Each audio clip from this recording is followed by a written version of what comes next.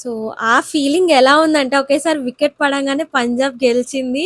And 111 score చేసంటే ఆ feeling చాలా హైలో ఉంది. అసలు మ్యాచ్‌లో ఎన్ని ట్విస్ట్‌లంటే స్ట్రైకర్ ఎండ్‌లో రసెల్ ఉన్నాడు. రసెల్ ఉంటే ఖచ్చితంగా 2 సిక్స్‌లు కొడితే మ్యాచ్ అయిపోతదన్న మూమెంట్‌లో యాన్సన్ వచ్చి యార్కర్ ఏయకుండా బ్యాక్ ఎండ్ బాల్ ఏసాడు. సో, స్టంప్స్ తగిలి బౌల్డ్ అయింది. సో, ఆ వికెట్ పడంగానే పంజాబ్ గెలిచింది. ఒక నో బాల్, ఒక డీఆర్ఎస్ ఇంత కాస్ట్‌లీగా మారుతాయి ఒక మ్యాచ్‌లో అని ఇప్పుడిప్పుడు తెలుస్తుంది. వాట్ ఏ మ్యాచ్ అసలు. ఎస్ఆర్‌హెచ్ మీద 245 స్కోర్ చేసి కూడా డిఫెండ్ చేయలేని పంజాబ్ నిన్న 111 స్కోర్ చేసి డిఫెండింగ్ ఛాంపియన్స్ అయిన కేకేఆర్‌ని 111కే రిస్ట్రిక్ట్ చేసింది. మీకు గుర్తున్నట్టయితే లాస్ట్ ఇయర్ ఇదే పంజాబ్ కేకేఆర్ మీద హైయెస్ట్ చేస్ చేసి ఐపీఎల్‌లో హిస్టరీ క్రియేట్ చేసింది. అలానే ఈసారి లోయెస్ట్ స్కోర్ డిఫెండ్ చేసి మళ్ళీ హిస్టరీని క్రియేట్ చేసింది. అండ్ హోల్ క్రెడిట్ చాహల్‌కి ఇవ్వచ్చు. 4 వికెట్స్ తీసి మ్యాచ్ మొత్తాన్ని పంజాబ్ వైపు టర్న్ చేశాడు.